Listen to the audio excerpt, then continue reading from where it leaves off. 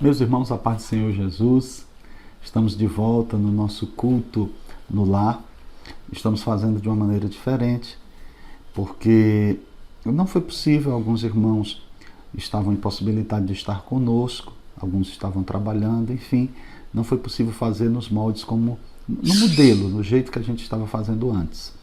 Mas graças a Deus que o Senhor nos possibilitou essa oportunidade de voltarmos à casa dos irmãos para estar nesse momento de louvor e adoração a Deus, quando vamos ter a oportunidade de estar cantando hinos de louvores ao Senhor e também ouvindo a sua santa palavra. Eu creio que hoje Deus tem uma palavra muito maravilhosa para a sua vida, uma palavra muito edificante.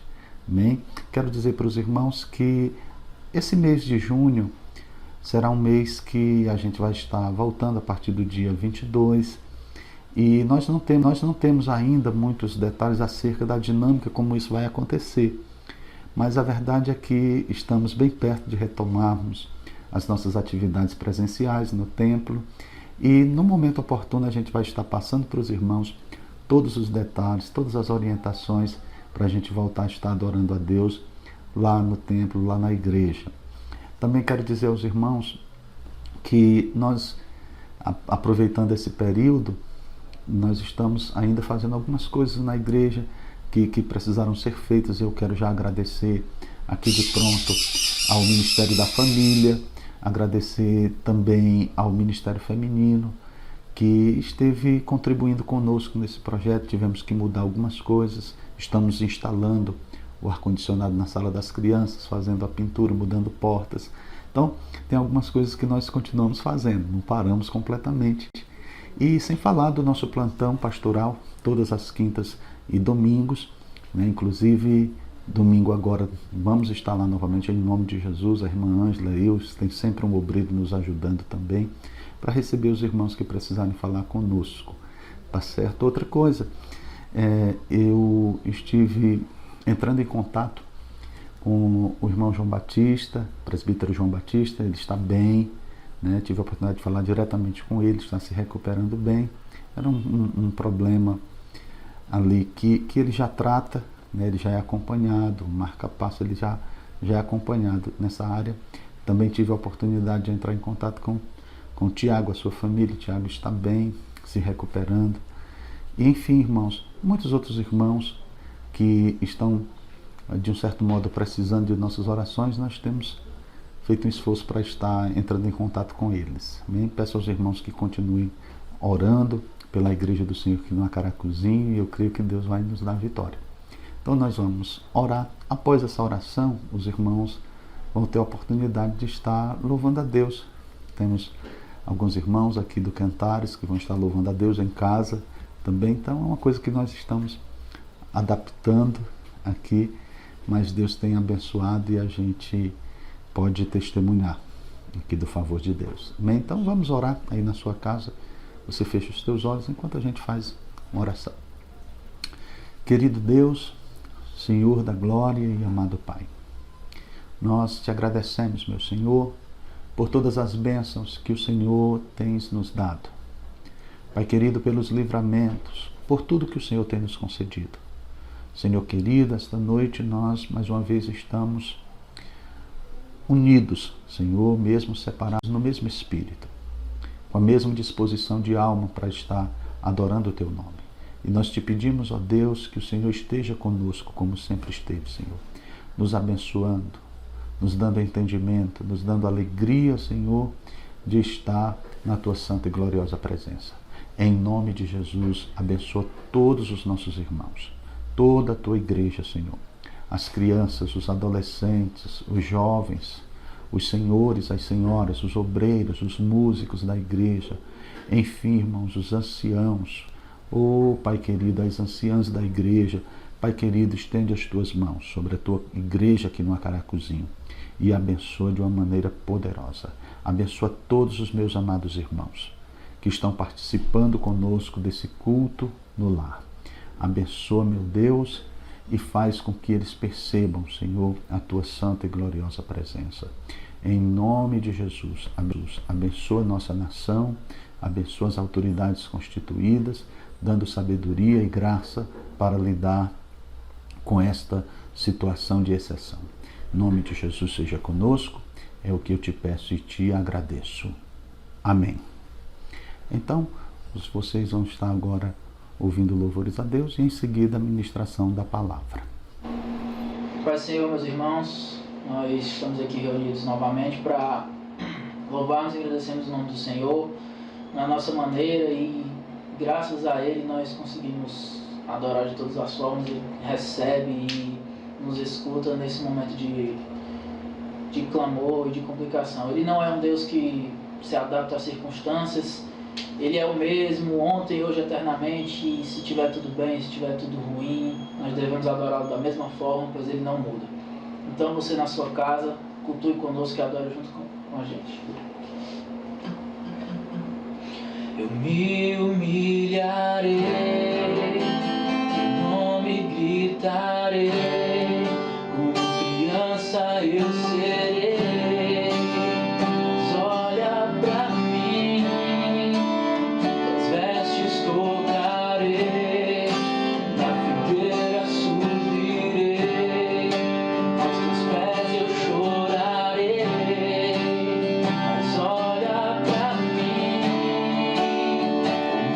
Humilharei.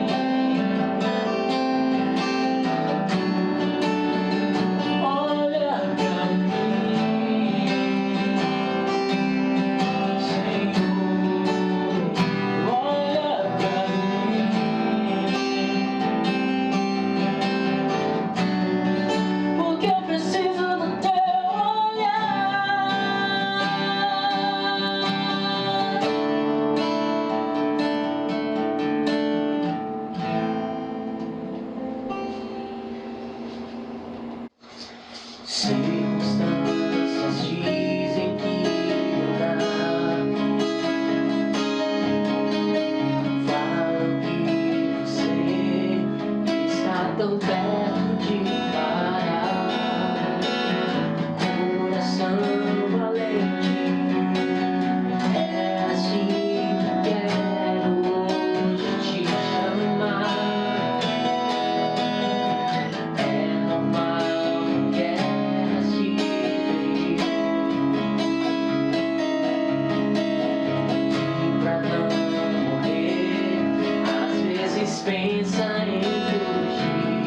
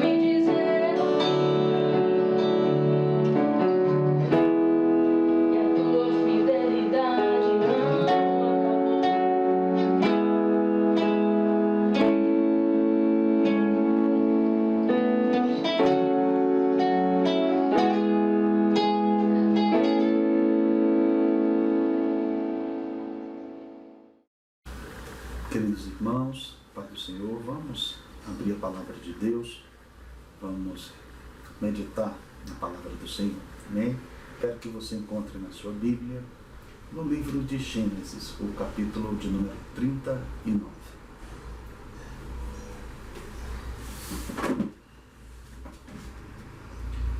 Livro de Gênesis, capítulo de número 39. Nós iremos ler do versículo 1 ao versículo de número 10. Vamos falar hoje sobre José, sobre a vida de José. O que o Senhor pode nos ensinar através da vida desse homem de Deus. Diz assim a palavra do Senhor. José foi levado ao Egito e Potifar, oficial de Faraó, comandante da guarda egípcio, comprou dos ismaelitas que o tinham levado para lá. O Senhor era com José, que veio a ser homem próspero e estava na casa de seu senhor egípcio. Vendo Potifar que o Senhor era com ele e tudo o que ele fazia, o Senhor prosperava em suas mãos, logrou José mercê perante ele, a quem servia, e ele o pôs por mordomo de sua casa e lhe passou às mãos tudo o que tinha. E desde que o fizera mordomo de sua casa e sobre tudo o que tinha, o Senhor abençoou a casa do egípcio por amor de José. A bênção do Senhor estava sobre tudo quanto tinha, tanto em casa como no campo. Potifar, tudo o que tinha, confiou às mãos de José, de maneira que, tendo-o por mordomo, de nada sabia, além do pão com que se alimentava. José era formoso de porte e de aparência. Aconteceu, depois destas coisas, que a mulher de seu senhor pôs os olhos em José e lhe disse: deita-te comigo. Ele, porém, recusou e disse à mulher do seu senhor: tem-me por mordomo o meu senhor, e não sabe do que há em casa, pois tudo o que tem me passou ele às minhas mãos. Ele não é maior do que eu nesta casa, e nenhuma coisa me vedou, senão a ti, porque és sua mulher. Como, pois, cometeria eu tamanha maldade e pecaria contra Deus? Falando ela a José todos os dias, e não lhe dando ele ouvidos para deitar com ela e estar com ela. Amém? Queridos, a história de José, ela é muito conhecida. Eu acredito que quase todos os que estão participando hoje desse culto no lar já ouviu ou já leu alguma coisa sobre José.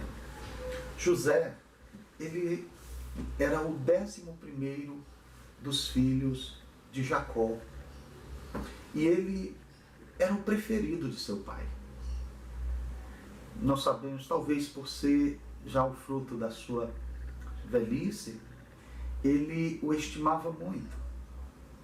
A Bíblia conta também que José era um jovem sonhador. Deus lhe dava sonhos. E nesses sonhos, sempre ele aparecia de forma exaltada, acima da sua família. E isso, de um certo modo, estimulava o ódio dos seus irmãos. José, ele, aos 17 anos, ele foi enviado por seu pai para ver como seus irmãos estavam no campo e lhe trazer um relatório. Nesse episódio, os seus irmãos orquestraram contra José um plano extremamente perverso. Eles pegaram a José, lançaram numa cisterna e o venderam a uma caravana de ismaelitas. E disseram ao seu pai, após o subterfúgio que eles utilizaram, que José havia sido provavelmente morto por uma fera do campo. José foi levado ao Egito. E lá no Egito, um homem chamado Potifar, uma grande autoridade, ele era capitão da corte de Faraó. Ele compra José e leva José para a sua casa. E é nesse ponto da história, José na casa de Potifar, que nós iremos extrair alguns ensinamentos para a nossa vida. Nós vamos aqui vendo a história de José aqui na casa de Potifar. Nós vamos extrair desse relato bíblico alguns ensinamentos para a nossa vida cristã. Primeira coisa que eu quero compartilhar com os irmãos acerca de José é que José era um homem que contava com a companhia de Deus. O texto do versículo 2 disse que o Senhor era com José. Ou seja, Deus estava com ele. Ele contava com a companhia de Deus, com a presença de Deus. E a presença de Deus na vida deste jovem, deste homem, é que fazia toda a diferença. A presença de Deus na vida dele o fez prosperar. A presença do Senhor na vida de José o fez um homem próspero, bem-sucedido em todos os seus projetos. Vejam, irmãos, como é importante a presença de Deus. Por isso, irmãos, é que a presença de Deus para nós deve ser algo extremamente estimado.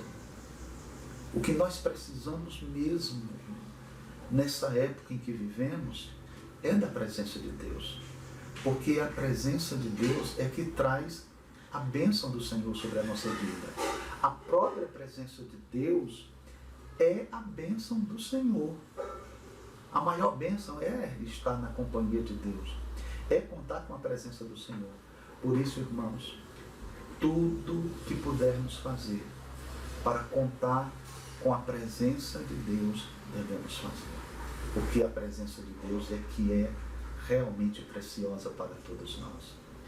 O salmista, numa certa feita, ele diz assim: Senhor, não me repulses da tua presença, nem retires de mim o teu Espírito Santo. Então o salmista sabia que diante de tudo que ele possuía, a presença de Deus era mais importante. A bênção de Deus, a presença do Senhor, era que realmente fazia a diferença. Por isso, busque sempre a presença de Deus. A segunda coisa que nós podemos falar sobre José é que ele era um homem cuja presença de Deus na vida dele era percebida. Vejamos os versículos 3 e 4. Ele diz assim, vendo Potifar que o Senhor era com ele e que tudo que ele fazia o Senhor prosperava em suas mãos, o que acontece? Ele passa às mãos de José a administração da sua casa. Quer dizer, a presença de Deus na vida de José foi percebida. Então, nós temos a presença de Deus conosco, mas essa presença de Deus conosco, ela precisa ser percebida pelas outras pessoas. E como é que as outras pessoas vão perceber a presença de Deus em nós? Como é que Potifar, como foi que Potifar percebeu que a presença de Deus era com José? Pelo jeito de viver de José e pela maneira como ele era bem sucedido em tudo que ele fazia. Tudo que ele fazia, Deus prosperava nas suas mãos. Então, queridos, a presença de Deus em nós deve ser buscada, alcançada, e ela deve ser percebida em nós. Será que a presença de Deus na nossa vida, ela é percebida? Na nossa vida em todas as áreas, na vida religiosa. Será que as pessoas percebem a presença de Deus na maneira como nós lidamos com as coisas de Deus, com a palavra de Deus, com a oração, com o estudo das Sagradas Escrituras, com a frequência ao templo, com o culto divino, a maneira como nós lidamos com essas coisas de cunho religioso mesmo. Será que a presença de Deus em nós, ela é percebida também na nossa vida conjugal, no nosso casamento, na maneira como nós lidamos com a esposa, com os filhos, nessa relação? Será que as pessoas, ao observarem a nossa família, eles percebem a presença de Deus em nós? Então a presença de Deus é importante, mas ela tem que ser percebida também na nossa vida profissional. Aleluia! A maneira como você desenvolve a sua profissão. Se você é um policial, será que a maneira como você desenvolve, ela expressa a presença de Deus? Ou você é um cabeleireiro, ou você é um pedreiro, ou você é um administrador, um gerente, um vendedor, um mecânico, enfim, na sua vida profissional. Será que as pessoas, ao olharem, verem a maneira como você desenvolve a sua profissão, como você lida com isso aí, na busca pela excelência, de fazer o melhor, de cobrar um preço justo, de fazer aquilo que é justo, será que as pessoas estão percebendo a presença de Deus? Muito bem. No ponto 3, nós vamos ver também, além da gente perceber que José era um homem que contava com a companhia de Deus, a presença de Deus era com José. Depois da gente ver que a presença de Deus na vida de José, ela era percebida, as pessoas olhavam para ele, e principalmente Potifar observa José e vê que Deus realmente era com ele. Havia um resultado da presença de Deus na vida de José. E 3, é que José era um homem por causa de quem a bênção de Deus alcançou muitas vidas. Versículo 5, olha só, ele diz: e desde que fizera mordomo de sua casa e sobre tudo que tinha, o Senhor abençoou a casa do egípcio sobre tudo o que tinha, tanto em casa como no campo. Então, tudo isso foi abençoado por causa de José, por intermédio de José. José foi uma bênção, um instrumento de bênção para a vida de Potifar. Foi um instrumento para abençoar. Deus quis abençoar e utilizou-se de um instrumento. Quem era esse instrumento? José. José, esse era o instrumento. Então, o relacionamento de Deus com Potifar, abençoando, passava por José.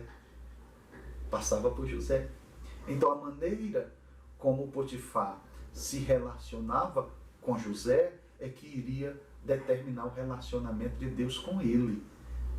Quer dizer, Deus iria ordenar a bênção sobre a vida de Potifar e sobre tudo quanto ele tinha, por causa e por meio de José. Ele era esse relacionamento. Então, o nosso relacionamento com Deus também depende do nosso relacionamento com Jesus.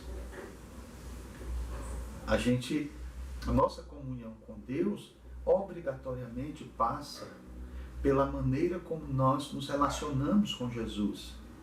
O que você pensa acerca de Jesus, o que Jesus representa para você, vai definir o relacionamento de Deus com você. Então Jesus é essa figura aqui importantíssima. José, ele é um tipo de Cristo. O interessante é que a palavra de Deus diz assim, olha, ele veio para o que era seu, João, capítulo 1, versículo 11 e 12 diz, ele veio para o que era seu, mas os seus não receberam, mas a todos quantos o receberem, deu-lhes o poder de serem feitos filhos de Deus. Então, este povo se torna filho de Deus a partir do momento que eles mudam a sua relação com Jesus. de receber a Jesus. Então, aquele que recebe é feito filho de Deus. Muitas pessoas até dizem que Deus é o seu pai, tem Deus por pai, mas Deus não o tem por filho. Por quê? Porque essa relação filial depende da relação que você tem com Jesus. Então, José era esse tipo de Cristo. Deus abençoa Potifar por causa de José. Deus abençoa a nossa vida. Nós temos acesso à presença de Deus por causa de Jesus. Aleluia. Então, queridos, o ponto de número 4 da nossa mensagem fala de José como o administrador da casa. Versículo de número 6, Potifar tudo o que tinha confiou nas mãos de José, de maneira que, tendo-o por mordomo, de nada sabia, além do pão com que se alimentava. Então veja que Potifar confiou tudo o que tinha a José. Ele era o administrador. Ele só se preocupava ali acerca do que ele ia comer. A única preocupação que ele tinha, qual era o cardápio? Porque tudo era providenciado, era administrado, era gerenciado, era conduzido por José. José, ele era esse administrador, que ele coloca tudo sob a administração de José. Por quê? Porque percebeu que José tinha sabedoria para administrar, para cuidar da sua casa. Por isso ele confia a José. Aí eu fico pensando também, sabendo que Jesus é a própria sabedoria, Jesus é a própria sabedoria de Deus, será que nós já entregamos toda a nossa casa, toda a nossa vida para que Ele venha dirigir? Para que Ele venha administrar a nossa casa? Queridos irmãos, essa noite nós estamos recebendo uma palavra da parte de Deus. Talvez seja o momento mais importante dessa mensagem. Se você não conseguir guardar toda a mensagem, é possível, mas que você guarde pelo menos isso. Essa interrogação que se levanta, que emerge desta mensagem. Será que nós já entregamos toda a nossa vida, toda a nossa casa para o Senhor administrar, para o Senhor dirigir? Assim como Potifar fez com José, entregou toda a sua casa, tudo que ele tinha para que José administrasse. Mas por que ele fez isso? Porque ele percebia que a presença de Deus era com José, que Deus estava com ele, e tudo que José fazia prosperava, ele era bem sucedido, a mão do Senhor era sobre ele para favorecê-lo. E Potifar diz, este homem tem sabedoria, então eu irei colocar toda a minha casa para que ele venha dirigir, para que ele venha administrar. E aí nós vemos aqui que Jesus, ele é a própria sabedoria de Deus. Então nós devemos colocar a nossa vida, toda a nossa vida, para que o Senhor venha a administrar. Será que já fizemos isso? Porque não sei se você ainda hesita, se tem ainda algumas coisas da sua vida que você mesmo quer dirigir. Mas olhe, a área da sua vida que o Senhor não dirige, quem vai dirigir é a natureza carnal, é a carne. Toda a área da nossa vida tem que ser dirigida pelo Senhor. Em todo o compartimento da nossa casa, o Senhor deve ter acesso. Então que esta noite você entregue todas as chaves da sua casa espiritual ao Senhor, da sua vida, e diga, Senhor, eu confio que o Senhor tem poder, que o Senhor tem sabedoria, que o Senhor sabe dirigir. Então, está aqui a minha vida, eu coloco inteiramente sob a tua administração, Senhor, porque eu sei que fazendo assim eu irei prosperar, e tudo que eu tenho certamente irá prosperar também. Então, entregue a sua vida, a sua casa, para que o Senhor venha administrar. Ele, com certeza, sabe o que é melhor para você. Mais adiante, é o ponto de número 5, nós já estamos caminhando para o final da nossa mensagem. Mas o ponto de número 5, nós vamos ver um homem, José, cuja fidelidade é posta à prova. Então José agora tem a oportunidade aqui que o Senhor deu de demonstrar sua fidelidade. Queridos, eu acredito que quase todos os dias, numa proporção ou outra, nós somos postos à prova. A nossa fidelidade a Deus é testada. E aqui, nesse ponto da leitura, José vai ter a sua fidelidade posta à prova. Versículos 7 e 8 diz assim: aconteceu depois destas coisas que a mulher de seu senhor pôs os olhos em José e lhe disse: deita-te comigo. Ele, porém, recusou e disse à mulher do seu senhor: tem-me por mordomo meu senhor, e não sabe o que há em casa, pois tudo o que tem me passou ele às minhas mãos. Versículo 9. Ele não é maior do que eu nesta casa, e nenhuma coisa me vedou senão a ti, porque és sua mulher. Como, pois, cometeria eu tamanha maldade e pecaria contra Deus? Vejam só aqui. José, ele era um homem íntegro. José era um homem cuja fidelidade ao seu senhor, ao seu patrão, Potifar, era o reflexo da sua fidelidade a Deus. Quando nós dizemos que José era íntegro, é porque José não precisava que o seu patrão tivesse presente. Ele não precisava estar sob o olhar das pessoas para ser fiel a Deus, a sua fé, as suas convicções espirituais. Ele era íntegro, não precisava estar sob vigilância. Ele fazia o que era correto diante de Deus. Aqui, não importava se Potifar iria saber ou não, o seu Deus estava vendo. Era assim que José pensava. Não importa, mesmo que o meu patrão, meu senhor não esteja em casa, mesmo que ele nem venha saber, mas o meu supremo Senhor, ele está vendo. E eu sou fiel em primeiro lugar a ele. Então a sua motivação principal era ser fiel a Deus. Oh, meus irmãos, é a nossa fidelidade a Deus que nos faz homens íntegros. É o nível da nossa fidelidade ao Senhor, irmãos, que nos faz ter uma vida espiritualmente profunda, rica, abençoada, próspera, frutífera. É a nossa fidelidade a Deus. Se nós não formos fiéis a Deus, nós não vamos conseguir nos manter fiéis às pessoas com as quais nos relacionamos.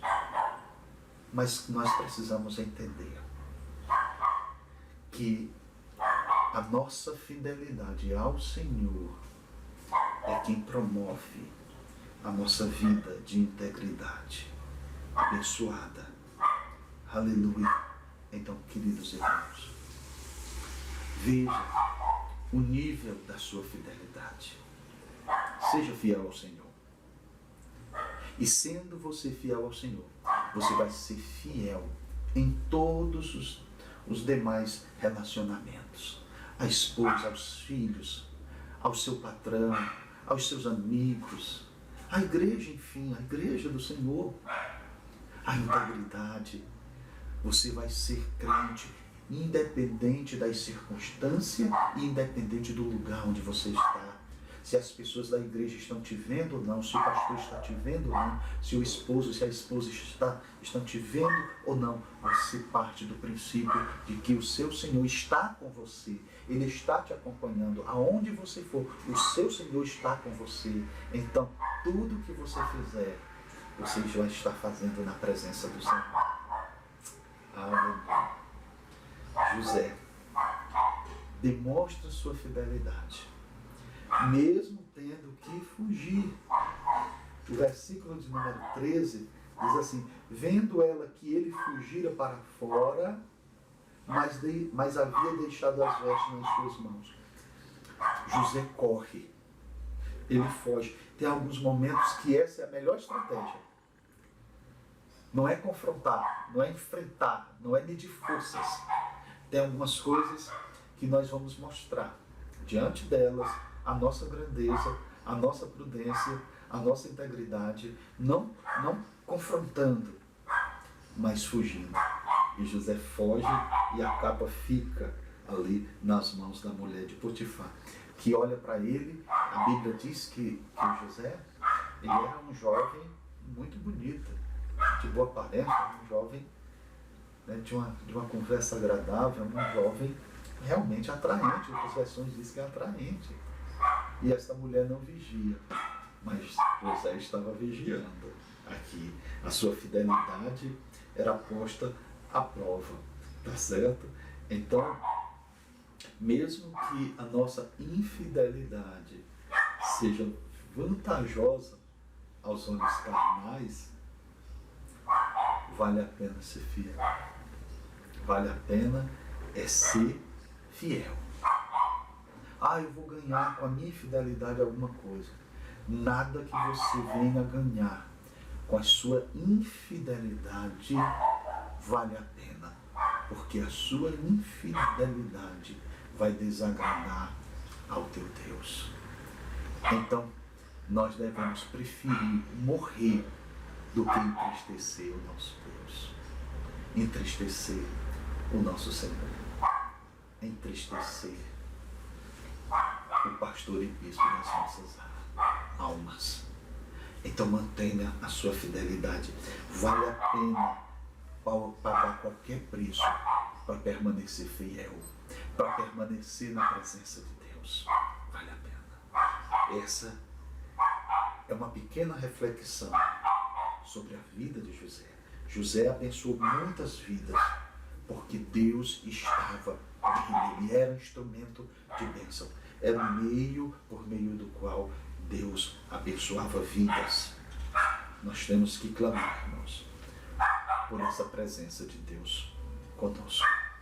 Se você tem a presença de Deus na sua vida, você vai ter libertação. Se você tem a presença de Deus na sua vida, os obstáculos irão ser transpostos. Os obstáculos irão desaparecer. Se você tem a presença de Deus na sua vida, o milagre vai acontecer. A água vai brotar na rocha. Vai ter milagre na sua vida. Vai ter maná. Vai ter bênção do Senhor. Vai ter alegria. E tudo isso vem como resultado da presença de Deus. Busque a presença de Deus. Porque fazendo assim, você vai ver maravilhas que o Senhor vai fazer na sua vida e na vida da sua família. Continue fiel ao Senhor. Seja fiel a Deus. Independente de qualquer coisa, vale a pena ser fiel. Eis aí o modelo a seguir, a vida de José. Amém. Glória a Jesus. Eu espero que esta palavra tenha contribuído para a sua edificação, para abençoar a sua vida espiritual. Que ela seja aqui um objeto até mesmo de uma reflexão mais demorada, mais profunda, que você possa estar estimulada a estudar mais acerca deste homem, de José, e buscar mais orientação de Deus através da vida dele. Glória a Jesus. Então, nós vamos já encerrar o ato conclusivo aqui do culto, tá bom? Orando por você e dando a bênção apostólica. Amém? Querido Deus, querido Pai, nós te agradecemos por esse momento precioso que passamos na tua santa presença. Oh, meu Pai querido, muito obrigado por esta palavra que o Senhor nos trouxe ao coração. Que esta palavra, o teu Espírito Santo, faça com que produza em nossas vidas virtudes espirituais que exaltem o teu nome. Oh, Pai querido, eu te peço a tua bênção sobre todos aqueles que irão ter acesso a esta mensagem, Senhor. Abençoa de uma maneira rica, Senhor, e profunda. Oh, Pai querido, em nome de Jesus, eu te peço, Senhor, que o Senhor abençoe com saúde, com a tua graça, enfim, com a tua santa presença, que possamos nos conduzir de maneira agradável aos teus olhos, agradável aos teus olhos, que nós possamos ser mais fiéis a Ti, Senhor. Oh, não nos deixa desanimar, Senhor. Nos dá força, oh Espírito Santo, nos dá força, Senhor, para continuarmos fiéis a Ti, Senhor, para desenvolvermos essa integridade que adorna a doutrina. Em nome de Jesus, abençoa a todos. Dá, Senhor, uma noite bem tranquila e um sono bem sossegado. E que a graça de nosso Senhor Jesus Cristo, o amor de Deus, o nosso Pai, a comunhão e a consolação do Espírito permaneça sobre a igreja do Senhor, agora e para todo sempre. Você pode dizer amém. Deus abençoe. Até a próxima.